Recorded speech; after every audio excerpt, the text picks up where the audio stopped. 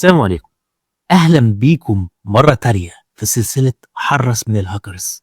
في الثلاث حلقات اللي فاتوا اتكلمنا عن شويه اساسيات مهمه في السايبر سيكيورتي اركتكتشر. في الحلقات اللي جايه هنبدا نتكلم عن السبع دومينز في السايبر سيكيورتي اركتكتشر. النهارده هنبدا باول دومين فيهم وهو الايدنتيتي اند اكسس مانجمنت، وده اول دومين لازم نتكلم عليه في الاول، لان الايدنتيتي هي تعتبر حدود البلد بتاعتك. لازم نعرف مين اللي جاي يدخل عندك وعايز يعمل ايه بالظبط. اللي بتعمله في الايام هو ببساطه بيتلخص في IAAA: Identification and Administration, Authentication, Authorization and Accounting وAuditing. في الايدنتيفيكيشن او الادمنستريشن هنا بنعرف انت مين، اليوزر ده مين، تمام، وايه الاكسس رايتس بتاعته، تمام، ونبدا نكريت الرايتس دي او نموديفاي الرايتس دي او نمسحها خالص. في الاوثنتيكيشن بنحدد هو مين بالظبط، تمام، بنتعرف عليه، بنجاوب على سؤال هو. في الاوثرايزيشن بنجاوب على سؤال وات، تمام، انت جاي تعمل ايه بالظبط، ايه اللي مسموح لك وايه الرايتس اللي مسموحه ليك على السيستم بتاعنا، تمام. وفي الاكونتنج والاوديتنج ببدأ أراجع وأشوف التلاتة elements اللي فاتوا دول اتعملوا صح تمام ولا في حاجة خيشت. هنتكلم عن ال Identity and Access Management Architecture، وهنتكلم عن التكنيكاليتي والكابابيلتيز اللي بنستخدمها عشان نimplement ال IAAA. يلا بينا على اللايت بورد عشان نفهم الكلام ده ماشي ازاي.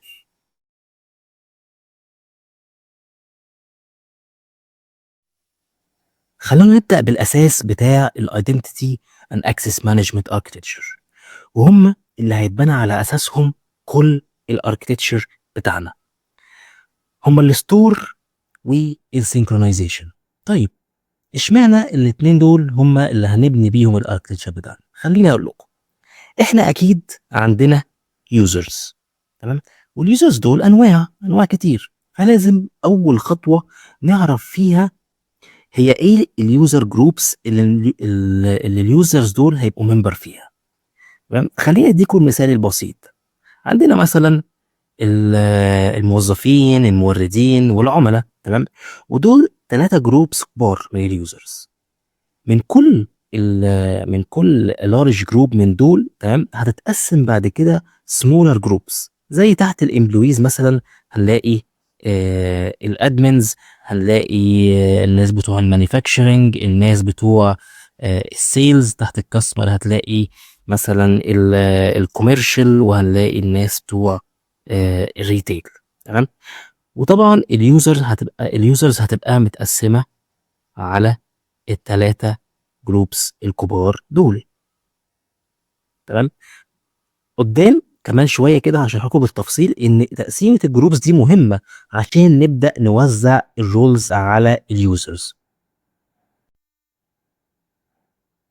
بعد كده اليوزرز دول، تمام، عندهم فانكشناليتيز او كابابيلتيز، تمام، ودي بتترجم في هيئه ايديز واكسس. فمثلا اليوزر موجود في جروب الامبلوي، تمام، هيبقى في الاتش ار سيستم، تمام.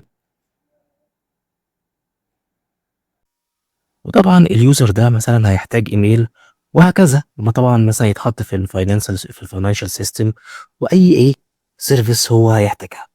وكل دي بتندرج تحت ايديز او اكسس. اليوزرز دول لازم تبقى معاهم، تمام.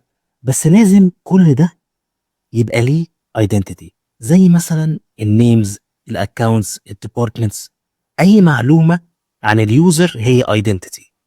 طيب احنا هنشيل الكلام ده كله فين؟ كل المعلومات دي هنشيلها فين؟ هنشيلها في حته اسمها دايركتوري. اللي انا عايزه دلوقتي اللي انا اخزن المعلومات دي، تمام، في الدايركتوري ده، عشان بعد كده اقدر ابص على الدايركتوري ده واعمل الاوثنتيكيشن والاوثرايزيشن بتوعي. طب هو ايه اللي جوه الدايركتوري ده؟ اللي جوه حاجه مثلا زي الداتابيز، عشان انا هخزن الاكونتس دي، تمام، جوه الدايركتوري نفسه. وهحتاج مثلا اكيد سكيما.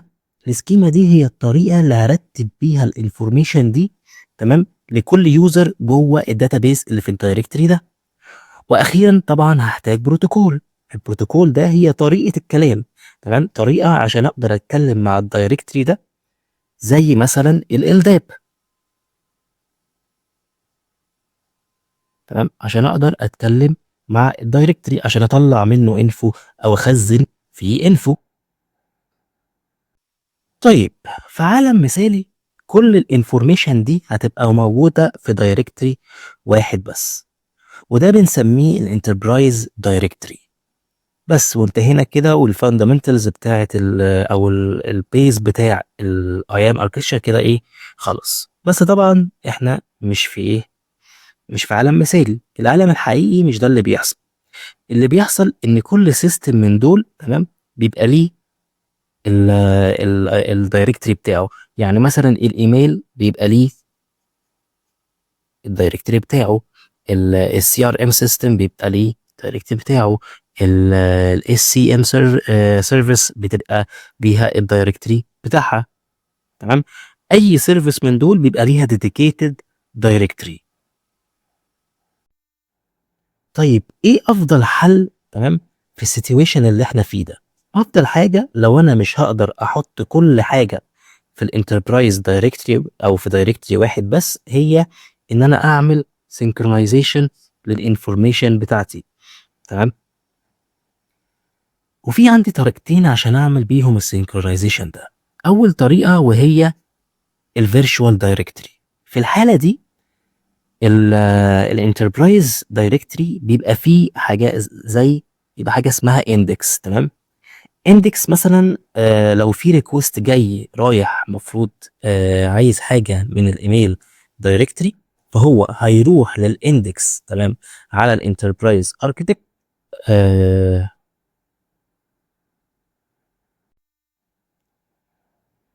فهو هيروح على الاندكس اللي في الانتربرايز دايركتري، والانتربرايز دايركتري عارف ان الانفو دي موجوده عند الايميل دايركتري، فهيروح يفتش الانفورميشن دي ويديها للريكوستر، تمام.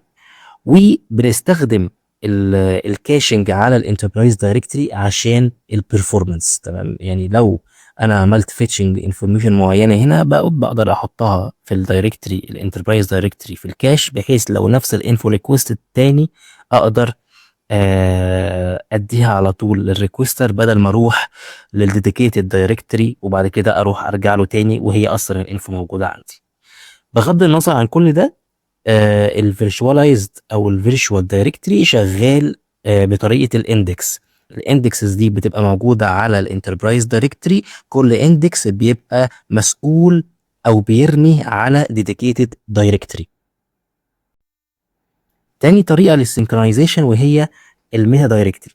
في الحاله دي الانتربرايز دايركتري هيعمل فيتش للانفورميشن، تمام، من قبل ما حتى حد يريكوست الانفورميشن دي، تمام. طبعا مش هيعمل فيتش لكل الانفورميشن، بس الريليفنت انفورميشن لليوزرز.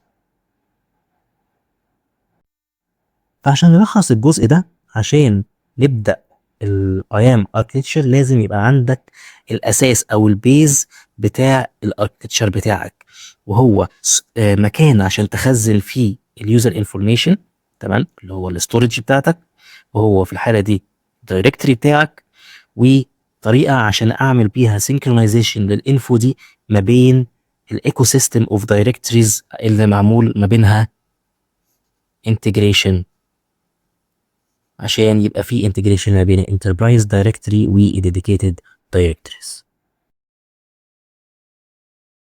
طيب دلوقتي احنا اتكلمنا عن البيز بتاع الاي ام اركتشر بتاعنا. تعالوا دلوقتي نتكلم عن الامكانيات الحقيقيه بتاعه الاي ام اركتشر. اول حاجه هنتكلم عنها وهي الايدنتيفيكيشن او الادمنستريشن.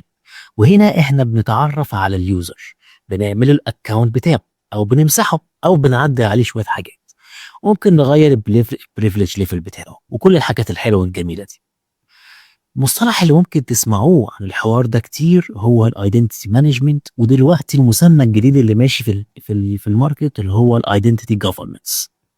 يلا بينا على اللايت بورد عشان نفهم الاي بالتفصيل.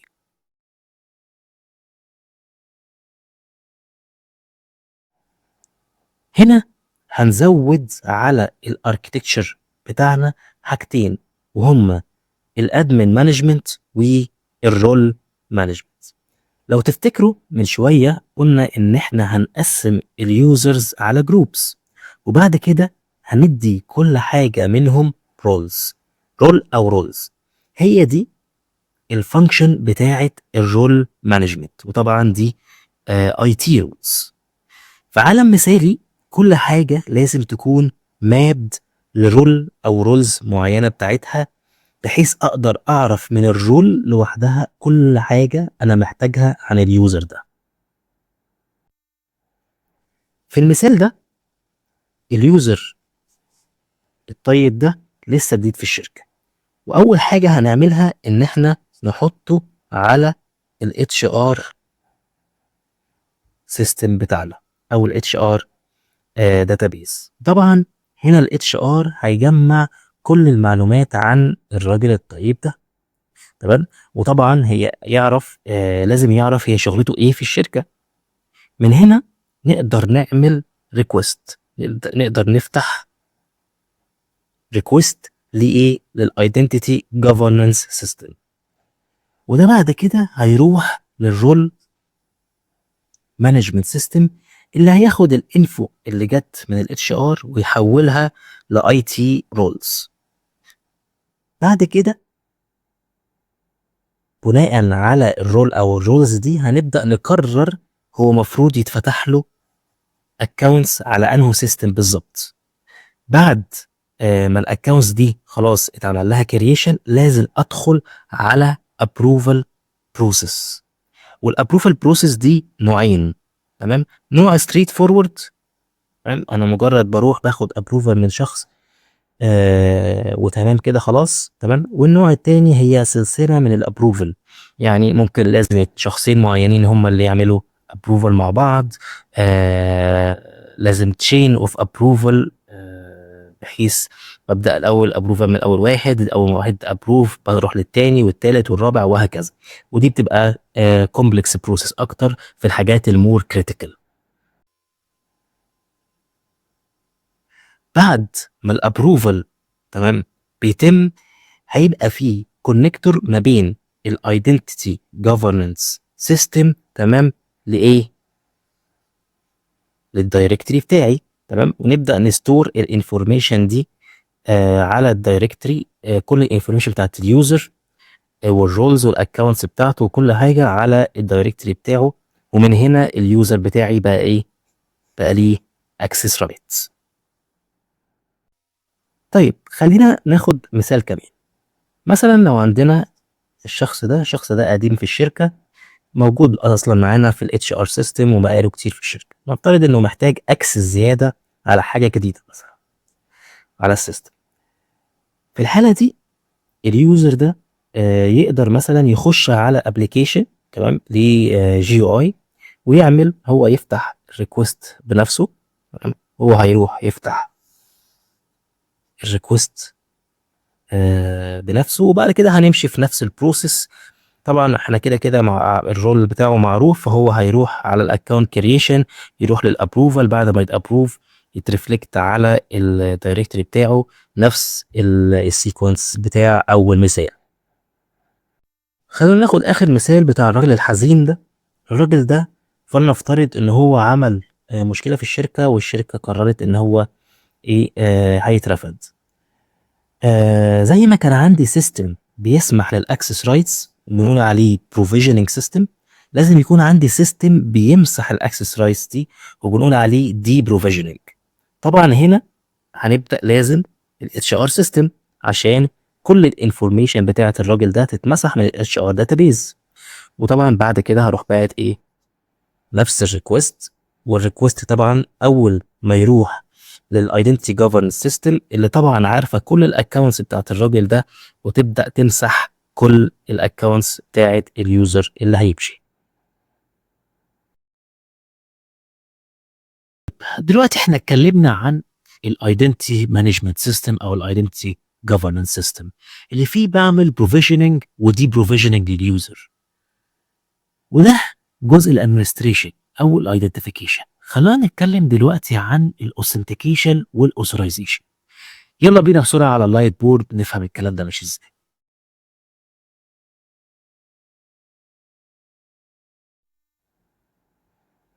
هنا احنا زودنا على الايام اركتشر بتاعنا جزء الاكسس مانجمنت. طيب لو هنتكلم عن الاوثنتيكيشن هيبقى عايزين نجاوب على سؤال هو انت مين يا عم الحاج؟ طب انا هقدر احدد انت مين بناء على ايه؟ هقدر احدد بناء على 3 حاجات. ال3 حاجات دول هم something you know، تمام، زي باسورد مثلا، something you have زي توكن او سوفت وير توكن على الموبايل بتاعك، او something you are، تمام، زي بصمة صبعك مثلا، الفيس ريكوجنيشن، بصمة العين، تمام، بصمة الصوت. بغض النظر ان بصمة الصوت دلوقتي بالديب فيك بقت سهلة قوي اللي انت تكمبرمايز الفاكتور ده، ومش ريكومندد ان هو يستخدم يعني. وطبعا احسن طريقة للاوثنتيكيشن ان احنا ما نعتمدش على فاكتور واحد بس من دول، تمام. ما نعمل ايه؟ لازم نعمل مالتي فاكتور اوثنتيكيشن، تمام.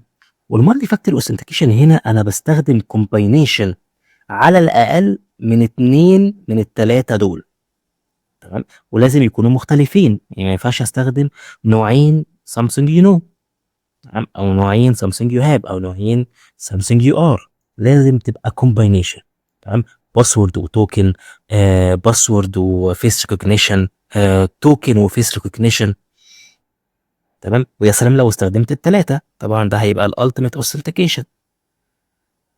ودلوقتي خلي بالكم الدنيا ماشيه في حاجه اسمها الباسوردلس اوثنتيكيشن، تمام، بحيث فاكتور الباسورد ده اصلا مش هيستخدم تاني، وهنعتمد اعتماد كلي على المالتي فاكتور اوثنتيكيشن. مثلا لا هديكوا اكزامبل، هتستخدم something you have و something you are، يعني هتستخدم الفيس ريكوجنيشن بتاعك اول ما تعدي مثلا يجي لك اوثنتيكيشن كود على الابلكيشن اللي على الموبايل بتاعك، تمام. فده تو فاكتور اوثنتيكيشن، انت ما استخدمتش فيه باسورد خالص. طيب في طريقة اوثنتيكيشن تانية طبعا، وهي مثلا الاس اس او، تمام. والاس اس او اتكلمنا فيه بالتفصيل في حلقة من حلقات الايدنتيتي وورلد، اتكلمنا فيهم عن اهم 3 ميثودز من الاس اس او اوثنتيكيشن، وهم كانوا السامل والاو اس 2.0 والاوبن اي دي كونكت لو تفتكروا. روحوا على الايدنتيتي وورلد عشان تفتكروا الكلام ده بالتفصيل. خلينا دلوقتي نشوف الاوثرايزيشن. هنا انا بحاول اجاوب على سؤال وات، ايه اللي مسموح لك تعمله بالظبط على السيستم، تمام. في الاوثرايزيشن سيستم في منه انواع كتير، زي الرول بيزد رول بيزد مثلا، المانداتوري بيزد، ديسكشنري بيزد، اتريبيوت بيزد، كونتكست بيزد، كونتنت بيزد. في انواع كتيره قوي، تمام. لكن اهمهم، تمام، من اهم الانواع دي هو الريسك بيزد اوثرايزيشن.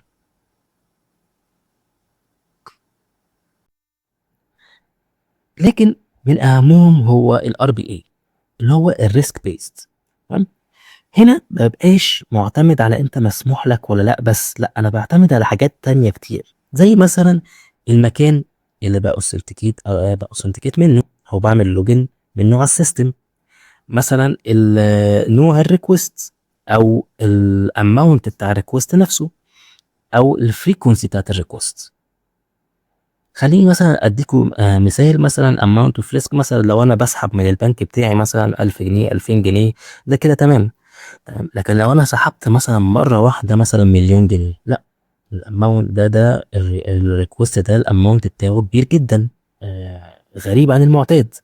او مثلا لو انا في العادي بسحب مرتين ثلاثه في الشهر، لكن في وقت من الاوقات لقيت ان انا بسحب مثلا في الشهر سحبت مثلا 20 مره ورا بعض في 20 يوم. الفريكونسي دي مش طبيعيه. تمام. ف فالاليمنتس دي آه، هي اللي بتحدد على اساسها الاوثرايزيشن بتاعك.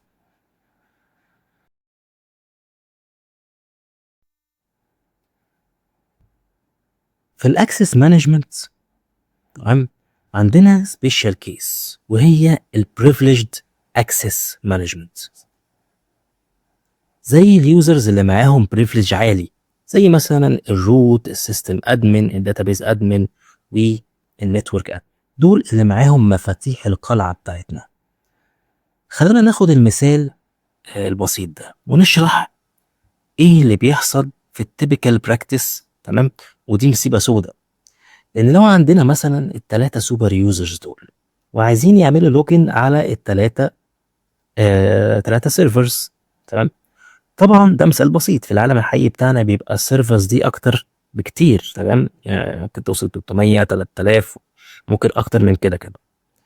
ف- فطبعا الثلاثه بريفليج يوزر دول، تمام، لازم يفتكروا الكريدنشالز بتاعتهم، بتاعت الاكونتس بتاعتهم اللي على الثلاثه سيرفرز دول. اللي بيحصل ان احنا بنخلي الكريدنشالز دي واحده على كل السيستم لكل اليوزرز.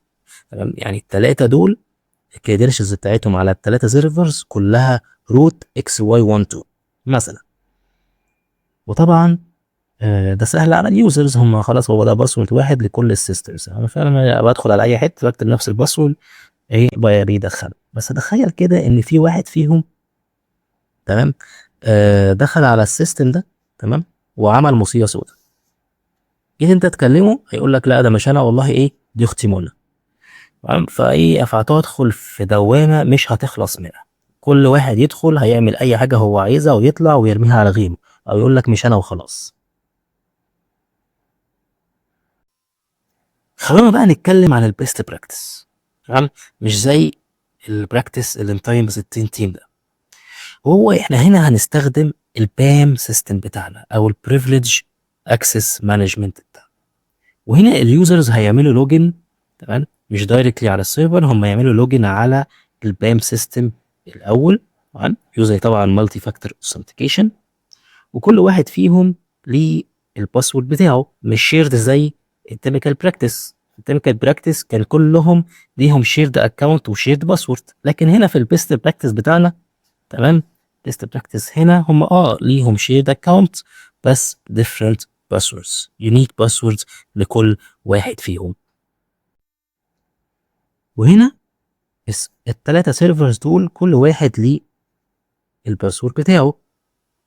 تمام. لكن اليوزرز دول عمرهم ما هيعرفوا الكريدنشالز، تمام، بتاعت السيرفرز دي دايركتلي، ما يخصهاش اصلا تعرف. كده كده هم بيعملوا لوجن فين؟ على البام سيستم الاول. تمام. اول ما يتم اللوجن على البام سيستم، البام سيستم هيديهم اكسس اللي هم عايزينه، تمام، على السيرفر اللي هم كانوا طالبينه من الاول. تمام.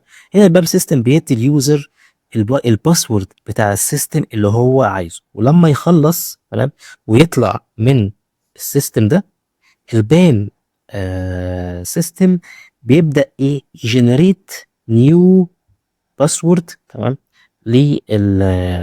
للسيرفر ده مع كل ريكوست يجي. يعني الراجل ده جه قال له انا عايز اكسس السيرفر ده، تمام، هيقول له تمام خد الباسورد بتاعك اكس واي اي 1 2، تمام، خش على السيستم. الراجل ده عمل لود اوت من السيستم، تمام، الباسورد ده السلام عليكم، تمام، وهيروح مكريت له ايه نيو باسورد اكس مثلا اكس 1 2 3 او اي حاجه. تمام. ده باسورد جديد للريكوست الجديد. يعني انا لو طلعت وجيت ادخل تاني هيرجنريت لي باسورد جديد استخدمه، مش نفس الباسورد. تمام. بالطريقه دي انا اقدر دايما في اي وقت اعرف مين فيهم عمل ايه واجيبه من قفاه. تمام. كمان ممكن ازود فيتشر زي السيشن ريكوردنج. سيشن ريكوردنج على البام سيستم دي بتوريني اي حاجه بيعملوها على السيستم. لو داسوا اكس واي زد هيطلع لي اللي هم داسوا اكس واي زد. اي حاجه بيعملوها على الكيبورد هتبان لي في السيشن ريكوردر ده. تمام. هما مقفوشين 24 ساعه يعني. خلونا ناخد المثال ده. اليوزر الطيب ده تمام داخل يعمل حاجات عاديه، انت بقى الشغل بتاعه بيلوجن على السيستم، بيكريت شويه حاجات، بيعمل شويه تاسكات ويلوج اوت. تمام، كل ده تمام، تقدر نرجع ونشوف هو عمل ايه بالتفصيل. لكن ده الراجل ده ايه؟ الراجل ده تمام، ما بيعملش اي حاجه ايه مشكوك في امرها. لكن عندنا الراجل الشرير ده، تمام، مثلا دخل عمل نيو اكونت، فنفترض انه سرق الكريدنشالز بتاعت بريفليجد يوزر، طبعا الباسورد بتاعه باسورد 1 2 3، ودخل كاريت نيو اكونت، دخل بالاكونت ده، عمل كوبي الداتابيس، بعدها راح ماسح الاكونت هو كان بيكريته، تمام، وطبعا مسح اي تريس من اي قرف هو عمله وايه، وخرج بسبب السيستم. طيب، هو اصلا الاكشنز دي فيها ايه مش تمام؟ الراجل دخل كريت اكونت، خد كوبي من الداتابيز، تمام، اي نعم هو مسح التريس بتاعه بس ايه، وخرج. في الحقيقه كل واحد فيهم لوحده هو اكشن عادي ما فيهوش حاجه، لكن التلاته مع بعض تمام يتعاملوا في نفس الوقت ورا بعض على طول، ده مش طبيعي ومشكوك في امر.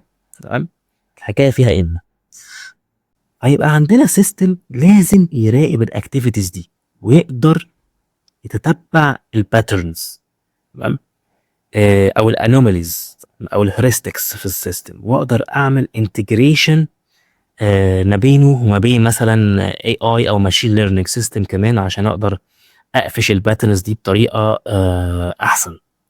السيستم ده بيبقى اسمه يو بي اي، تمام، او يوزر بيهيفير اناليتكس، وفي منه برضو فيرجن تاني اسمه يو اي دي اي، تمام، يوزر انتيتي بيهيفير اناليتكس. دول بيقدروا يقفشوا الباترنز، تمام، الغريبه او المشكوك في امرها، ونبدا طبعا ايه ننتجريتها مع اي وماشين ليرنينجز عشان نقدر نكولريت الباترنز دي، مثلا ونرمي مثلا الاوتبوت مثلا على سيم سولوشن، على صور سيستم، تمام، بنبدا ايه نشتغل على الكلام ده. كده احنا خلصنا تمام الانتربرايز ايدنتيتي اند اكسس مانجمنت اركتشر بتاعنا كله، تمام. بس في حاجه عايز ازودها. افرض مثلا ان الاركتشر ده بتاع الشركه بتاعتي، والموظفين عندي عايزين يدخلوا مثلا على كلاود سيرفيس بروفايدر، مثلا يشتغلوا على ساس ابلكيشن معين او ياكسسوا ساس سيستم معين، او سيرفيس بارتنر مثلا عايزين ياكسسوا السيستم بتاعي عشان مثلا يفتشوا اي انفورميشن. فانا محتاج هنا اكستند الايام اركتشر بتاعي ده مع اذر اركتشرز من اذر انتيتيز. فانا هنا محتاج ايه؟ محتاج فيدريشن كابابيلتي. وهنا اقدر استفاد من الفيدريشن كابابيلتيز ان انا ادخل على اذر سيستمز باستخدام الايام سيستم بتاعي، على ان الايام سيستم بتاعي ده هيبقى هو الاي دي بي بتاعي اللي هو ايدنتيتي بروفايدر.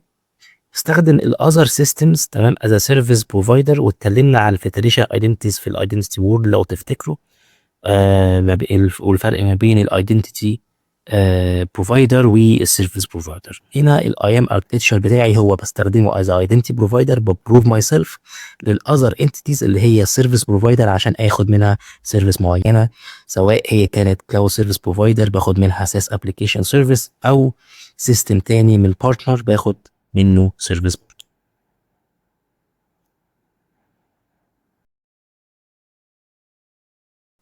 طيب، بس كده لحد دلوقتي في سلسلة حرص من الهاكرز اتكلمنا عن أهم مبادئ السايبر سيكيورتي، وفي الحلقة دي اتكلمنا عن أول دومين من الدومينز بتاعت السايبر سيكيورتي وهو يو ايدنتيتي اند اكسس مانجمنت. في الحلقة اللي جاية إن شاء الله هنتكلم عن الاند بوينت سيكيورتي.